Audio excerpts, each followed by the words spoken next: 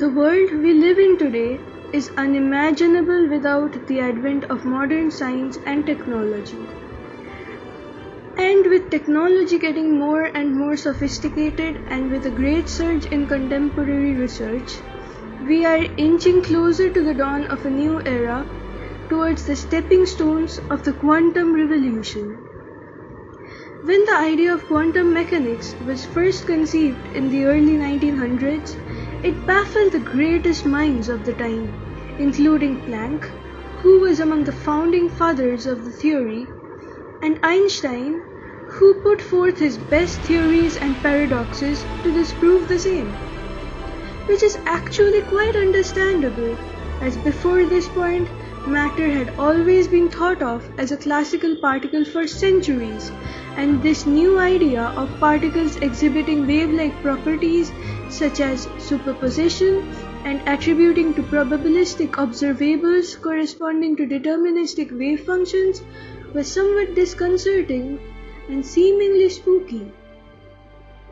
But is the principal idea of this present-day theory unique in its essence? Or can we find traces of it in the distant past? In fact, you would be surprised to hear, if you didn't know already, that the concepts of superposition and wave-particle duality, which are central to the very core of quantum mechanics, had already been acknowledged long back by one of the most ancient civilizations that ever existed on this planet.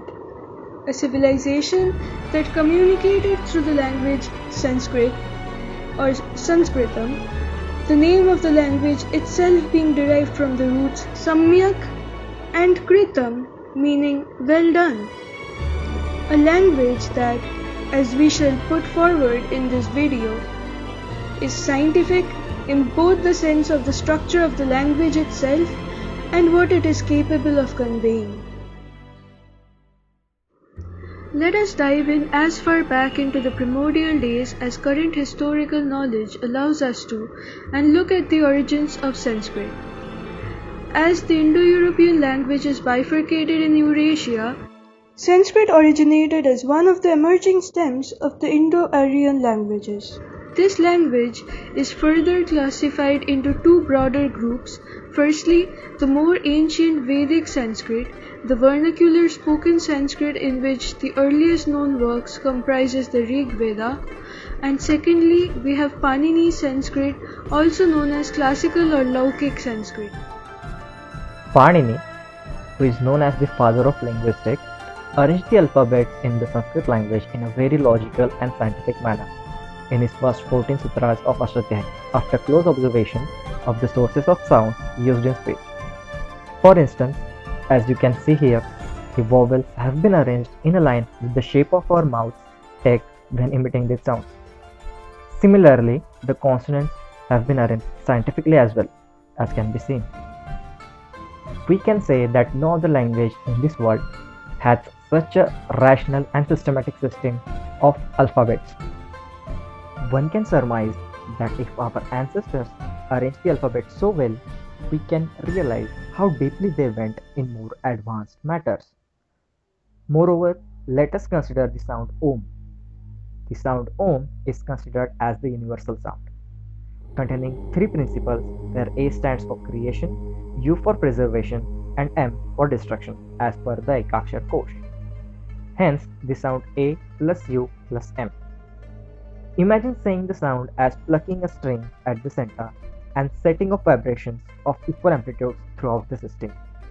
In this case, the system constitutes us and the vibrations thus set off resonate with our energies and 7 chakras, thus enhancing the brain and overall health. Panini Sanskrit is the form of Sanskrit that we know today. And apart from just the language being scientifically structured, major scientific innovations, also other works of literature, philosophy, law, and the likes were done in this language. In this context, we would like to address a general misconception of the present day, with most people associating the language to hymns and sacred religious texts. In reality, this comprises merely 5% of the works in Sanskrit. and the rest of it constitutes volumes and volumes of works involving maths, astronomy, medicine, philosophy, etc., much of which tragically could not survive the ravages of time and invasions. Major philosophical works have been recorded in this language, and philosophy, to a great extent, is responsible for the growth of science. Let us now start looking at some of the mathematical works in Sanskrit. One of the most important contributions of the ancient Bharat to the mathematical community was putting forth the concept of zero as an independent number. Though older civilizations like the Mayans had recorded the use of zero previously, it was only with numbers that it was meaningful. But it had never been thought to be a standalone number before. Without this idea concept, technology as we know today wouldn't at all have been possible, as the very idea of binary digits would have been alien. Further, the decimal system was a revolutionary theory put forward in those times. Now, when we think of maths and ancient India, the first mathematician that comes to our mind is Aryabhatta, and rightly so. His works include linear algebra, geometry, place value system, trigonometry, indeterminate equations, to name a few. He also estimated pi to be 3.1416, which is an extremely close approximation of 3.14159, and so on. Looking at his works in his book, The Aryabhatiya, it is mind-blowing to think of what he came up with. This book, The Aryabhatiya, is divided into 4 sections. Gitikapada, with 13 verses on large units of time like Kalpa, Manvantra, and Yuga.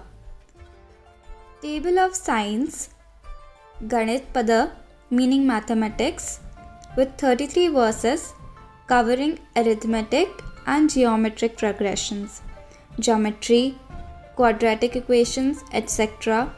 The Kalakpriya Pada, with 23 verses dealing with positions of planets for a given day, other calculations regarding intercalary months and naming of weeks, and finally the Golpada, with 50 words mostly dealing with geometric, trigonometric aspects of celestial sphere.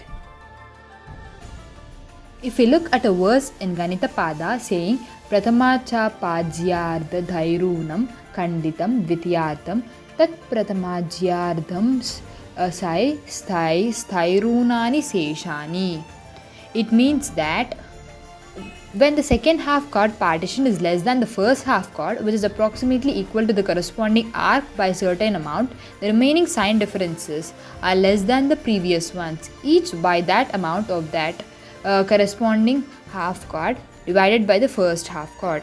This seems a bit difficult, but telling this in simpler words, the second derivative of sin x with respect to x is the negative of sin x.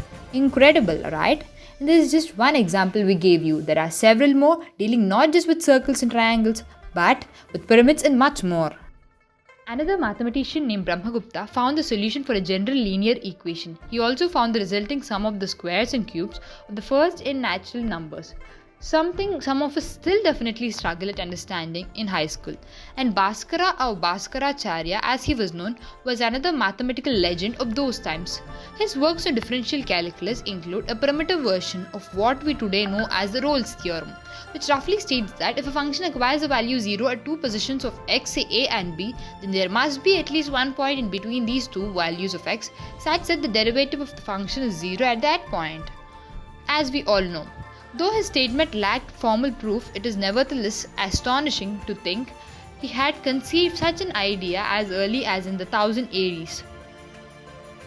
Furthermore, he was the first to state that a by 0 equals infinity, a plus infinity equals infinity, and so on.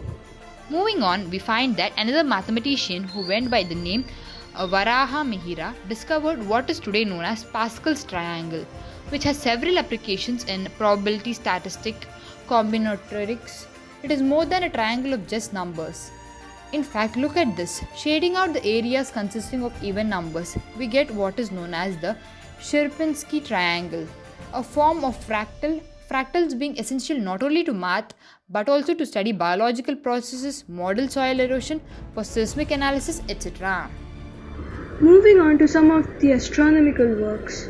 Once again, we turn to Aryabhatta and his Aryabhatiya. He was among the earliest scholars to claim that the earth rotates about its axis. In his Golapada, we find explicit mention of his acknowledgement of the relativity of motion in the 9th and 10th verses. The 9th verse goes as Anuloma gatir naishthaha पश्यत्यचलं विलोमगं यद्वत् अचलानि भानि तद्वत् समपश्चिमगानि लङ्कायाम्, which on translation means that just as a man in a boat moving sees the stationary objects as if they were moving backwards, similarly the people at Lanka see the stationary stars as if they're moving exactly towards the west. Although his works implying the early foundations of heliocentric orbits is debatable, there is no doubt that he established the correct rationale behind the occurrences of solar and lunar eclipses. And as for gravitation, it was Varahamihira who laid down his first ideas on the same, claiming that it is that force which causes objects to stay stuck on the earth. It is beyond fascinating to think of what these early thinkers accomplished during those times when there were no modern instruments available to help them with their calculations. We shall now look at the medicinal contributions of the ancient civilization that recorded their feats in the Sanskrit language. The names of Sushruta and Charaka shouldn't sound alien to your ears if you are acquainted with the origin of medicinal science. Their books, namely the Sushruta Samahita and Charaka Samahita, are gems when it comes to this. While the former contains detailed records on surgical methods and stresses on the vitality of knowing the human body by dissecting the dead in order to perform successful surgery, the latter contains the secrets of Ayurvedic medicines, which even today could revolutionize the world from a pharmaceutical point of view. Even in Germany, Ayurveda is widely studied, and it is a pity we are replacing this age-old medicine system developed by our ancestors completely with the present chemical drugs instead of finding a balance between the uses of the two systems. Here, you can see some of the contents of the Sushruta Samahita, the surgical textbook. And now, of course, works of engineering, which are astounding to think of even in the current day. If you ever have a chance, do go and visit some of the temples of different parts of India. They will leave you feeling perplexed.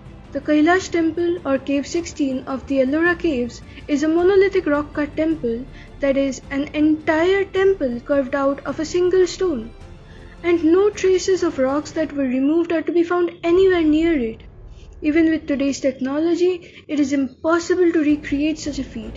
Mughal invaders during Aurangzeb's time, who tried to destroy the temple, failed in doing so, barely managing to chip off some of the structures of the temple before giving up in defeat. Moreover, look carefully at the structure of these temples.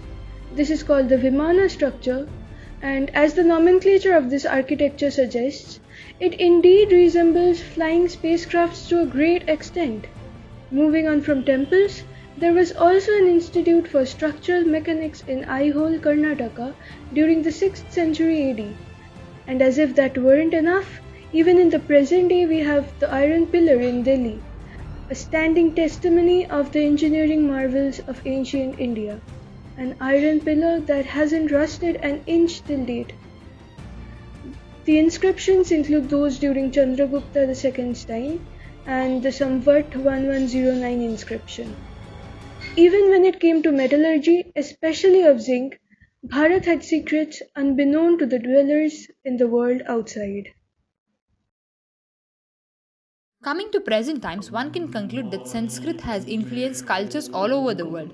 Not only has it influenced other languages such as Sino-Tibetan languages, which has its roots in Sanskrit, and several other seemingly distinct languages. Even Russian has several distinct similarities with Sanskrit. Several countries have adopted Sanskrit as a part of the academic curriculum as well. And apart from this, Sanskrit has largely influenced modern science. In the words of Oscar Pujol, Sanskrit is very much alive and well. Sanskrit can still influence philosophical thought and human science in the modern world. Now, let us look at some of the impacts this language had on the West. For instance, Fibonacci numbers, a sequence occurring with surprising frequency in the nature, one of the most famous existing sequences, actually originated in Bharat and was later made popular in the West by the Italian scholar Fibonacci through his book Liber Abaci, which introduced the Western world to the Hindu-Arabic numeral system. Here's a short geometrical animation of the scene, just to feed your curiosity.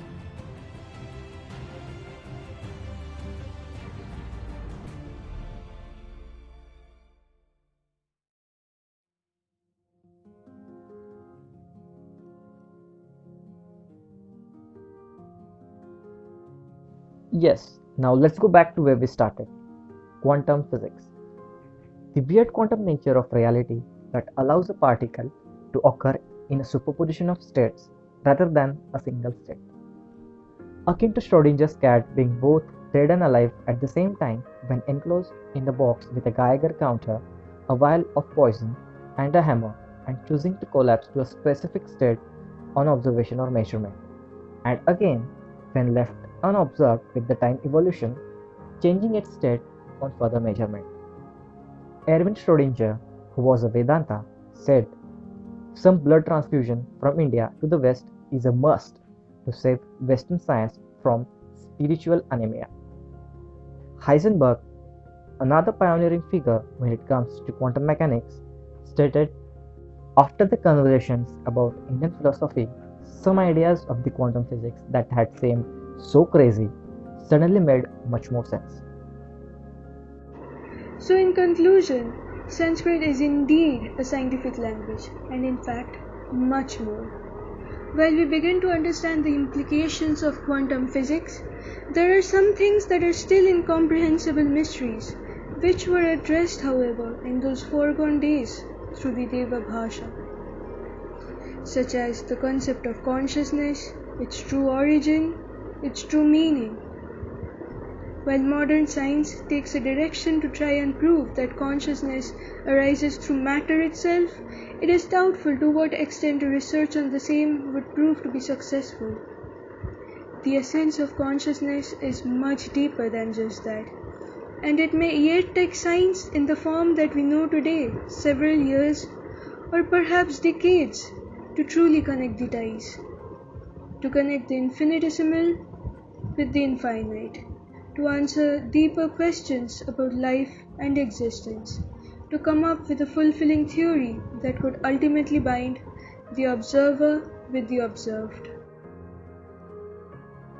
The reason we decided to take up this topic as a project is in hopes to spread the true rationale behind this language and inspire the rising generation to learn it. As NASA today acknowledges the scientific nature of Sanskrit, it is discouraging to see the youth of the present disregarding the ties we have with this rich heritage. We aren't trying to glorify our past, rather, trying to put forward what the language was truly capable of, and still is. Moreover, as student of science and engineering at a premier institute of the country, IIT Kharagpur, it is only natural that we explore the history of scientific works that hold their foundations on the soils of our nation. And since we feel intrigued and inspired by what we have learned, we wish to share this knowledge and the joy of learning with you, hoping that you apply the main takeaway of this video somehow, somewhere in your lives. Sanskrit is a language in which ancient thinkers asked questions, reshaped the questions, discovered answers, and more questions. And such a language undoubtedly renders a logical and questioning mind. On this note, we would like to end our video. Thank you, Dr. Anuradha Chaudhary, for giving us this opportunity to be the Samaya Yatrikaha, seeking answers from a lost civilization that achieved the unimaginable. And thank you, dear viewers, for watching this video. With this, Team Sachetan Brahmande Yatrikaha signs off.